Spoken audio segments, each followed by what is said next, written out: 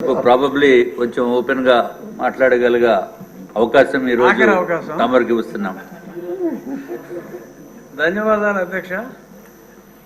రేపటి నుంచి నా కష్టాన్ని గుర్తించి ఈరోజే నాకు మాట్లాడే అవకాశం ఇచ్చినందుకు మీకు నా హృదయపూర్వక ధన్యవాదాలు. ఈ బడ్జెట్ ప్రజెంటేషన్ అనేది నిజంగా ఈ సంవత్సరం ఇచ్చిన బడ్జెట్ కత్తి మీద సాము కన్నా కూడా చాలా క్లిష్టమైన పరిస్థితి. ఎందుకంటే మనం ఊహించుకున్నది వేరు, ఊహించుకున్న దాన్ని మించి ఆర్థికంగా అస్తవ్యస్తంగా మారిపోయింది. ఆ వచ్చిన తర్వాత ఆ లెక్కలు చూసి ఆర్థిక మంత్రి గారే అసలు ఆ షాక్ నుంచి బయటపడటానికి కూడా చాలా రోజులు పట్టింది. ముఖ్యమంత్రి గారు కూడా ఇంత విధ్వంసం జరిగింది అనుకోలేదని చెప్పి 3 రోజులు గతంలో ప్రజెంటేషన్ అంతా కూడా ఎంత విధ్వంసం జరిగింది అన్నది చెప్పారు.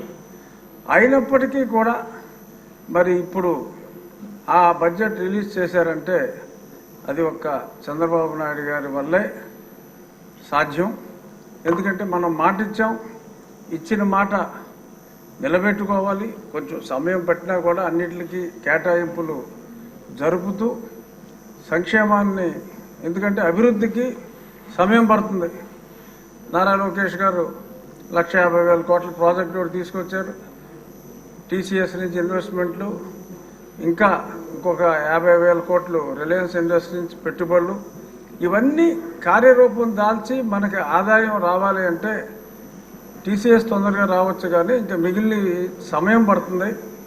కానీ ఇక్కడ సంక్షేమాన్ని పక్కన పెట్టకుండా మరి రాబోయే రోజుల్లో వచ్చే అభివృద్ధి ఇది బ్యాలెన్స్ చేసుకుంటూ, అలాగే మరి గతంలో నేను ఢిల్లీలో కూర్చున్నప్పుడు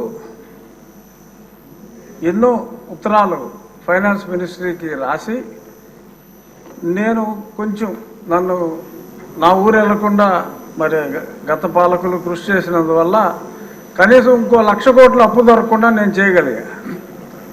చాలా ఫైనాన్స్ సెక్రటరీ, ఇప్పుడు క్యాబినెట్ సెక్రటరీ ఆయన ఎన్నోసార్లు నేను వ్యక్తిగతంగా కలిసి ఇంత విధ్వంసం జరుగుతుంది, ఇంకా మీరు అప్పులు ఇవ్వకుండా బాగోయని చెప్పి 1,00,000 కోట్ల వరకు అప్పు రాకుండా చేయగలిగాను. కానీ వాళ్ళు సాయశక్తిలా చాలా వరకు చేశారు, దారుణమైన విధ్వంసాన్ని సృష్టించారు.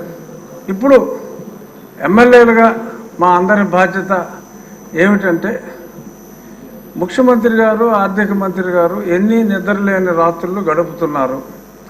వారు ప్రజలకు ఇచ్చిన మాట నిలబెట్టుకోవటానికి ఎంత కష్టపడుతున్నారు. సంక్షేమ పథకాలు అన్నీ అమలు చేయగలం, కానీ దానికి కొంత సమయం కావాలి.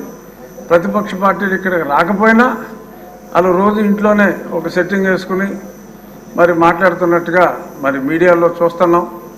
బురద చల్లటం చాలా ఈజీ, కానీ మరి ఇప్పుడు మాట ఇచ్చిన తర్వాత అమలు ఖచ్చితంగా అవుతుంది. కానీ పరిస్థితిని మా ఎమ్మెల్యేలు అందరూ కూడా నియోజకవర్గ ప్రజలందరికీ తెలియచేయాలి. ఒకదాని తర్వాత ఒకటి, ఒకదాని తర్వాత అన్నదాత సుఖీభావ కానీ ఇంకా మహిళా నిధి, ఇవన్నీ కూడా జరుగుతాయి. ఒకే 6 నెలల్లో అభివృద్ధి కొంచెం పట్టాలు ఎక్కించి స్టెప్ బై స్టెప్ అన్నవన్నీ చేస్తాము అన్న మెసేజ్ని ప్రజలందరికీ మా శాసనసభ్యులు ఖచ్చితంగా తెలియచేయాలి. ప్రజలు అర్థం చేసుకుంటారు. ఎందుకంటే ఇప్పుడు మనం ఎఫ్ఆర్బిఎం చట్టం అనేది 2003లో వచ్చింది. ఎఫ్ఆర్బిఎం చట్టం వచ్చినప్పుడు దాని ముఖ్యోద్దేశం ఏంటంటే మన రెవెన్యూ డెఫిసిట్ 0 ఉండాలి, ఫిస్కల్ డెఫిసిట్ 3%ని, గ్రాస్ ఫిస్కల్ డెఫిసిట్ 3% దాటకూడదు అనే స్పష్టమైన ఒక ఉద్దేశంతో 2018 కల్లా 0 రెవెన్యూ డెఫిసిట్ ఉండాలంటే అప్పట్లో మనకి చంద్రబాబు నాయుడు గారు గతంలో ముఖ్యమంత్రి చేసినప్పుడు సంక్షేమ పథకాలు ఉన్నా ఆ తర్వాత కూడా కొన్ని సంవత్సరాలు మనకి రెవెన్యూ డెఫిసిట్ లేకుండానే ఉన్నాం. కానీ రాను అలా తగ్గించాలరా బాబు, పైనుంచి 0 అంటే కింద నుంచి పైకి వెళ్లాల్సిన పరిస్థితి మనకు వచ్చింది.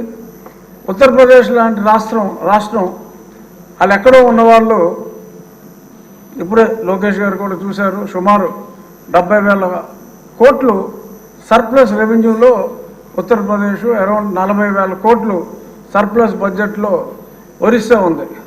అందరూ ఆంధ్ర రాష్ట్రాన్ని చూసి అప్పుడు చంద్రబాబు నాయుడు గారు ముఖ్యమంత్రిగా ఉన్నప్పుడు ముక్కు నేలేసుకునేవారు. వాళ్ళని చూసి నవ్వేవాళ్ళం మనం. ఇప్పుడు మన పరిస్థితి ఎలా ఉంది, వాళ్ళ పరిస్థితి ఎలా ఉంది. కానీ ఇదంతా చక్కదిద్దగలిగిన సమర్థుడు ఒక్క చంద్రబాబు నాయుడు గారే. కానీ వారికి మనం అందరం కూడా, ఎమ్మెల్యేలు అందరూ కూడా అండగా ఉండి ఈ కష్టాన్ని ప్రజలందరికీ కూడా తెలియజేసి రాబోయే రోజుల్లో తిరిగి ఉత్తరప్రదేశ్ని, అంటే ఉత్తరప్రదేశ్లో సంక్షేమం తక్కువ, మనం సంక్షేమం చేసినా కూడా అభివృద్ధి పదంలో నడిపించగలిగిన నాయకుడు మనకున్నాడు. కానీ సమయం పడుతుంది. రాబోయే రోజుల్లో ఒరిస్సాను మించి, ఉత్తరప్రదేశ్ని మించి FRBM దేనికైతే ఉద్దేశించారో అవన్నీ కూడా లిమిట్స్లో ఉండేలాగా చంద్రబాబు నాయుడు గారి నాయకత్వంలో మనం అందరం ఈ 5 ఏళ్ళు గడిచేటప్పటికి సర్ప్లస్కి వెళ్ళే విధంగా నడిపిస్తారు. ఆయనకి మరి పయ్యావుల కేశవ్ గారు, ఆర్థిక మంత్రి గారు కూడా ఉన్నారు. అభివృద్ధి బాటలో నడిపించడానికి, పరిశ్రమలు తీసుకురావడానికి, మరి టాటా పరిశ్రమలు కొన్ని వచ్చినప్పుడు మరి లోకేష్ గారు కూడా ఎయిర్పోర్ట్కి వెళ్ళి రిసీవ్ చేసుకుని ఎయిర్పోర్ట్కి వెళ్ళి డ్రాప్ చేయటం అంటే ఆ కమిట్మెంట్ ఉంటేనే సాధ్యం. వీళ్ళందరి నాయకత్వంలో డెఫినెట్గా రాష్ట్రం ఆర్థికంగా పురోగవృద్ధి సాధించి ప్రజలందరి అంచనాలని తప్పకుండా అందుకోగలమన్న ఆశాభావం మా ముఖ్యమంత్రి గారి నాయకత్వంలో ఉంటుంది. కూటమి నాయకత్వంలో, మీరు సీరియస్ అవుతారు, కూటమి నాయకత్వంలో పవన్ కళ్యాణ్ గారు, భారతీయ జనతా పార్టీ కూటమి నాయకత్వంలో ఖచ్చితంగా అభివృద్ధి వైపు పరుగులు తీస్తామని చెప్తూ చంద్రబాబు నాయుడు గారి నాయకత్వంలో మరింత ముందుకు సాగి పునర్వైభవం ఫర్ ఆంధ్రప్రదేశ్ వస్తుంది అని విశ్వసిస్తూ నాకు ఈ అవకాశం గుర్తు చేసి మరీ ఇచ్చినందుకు థ్యాంక్ యూ.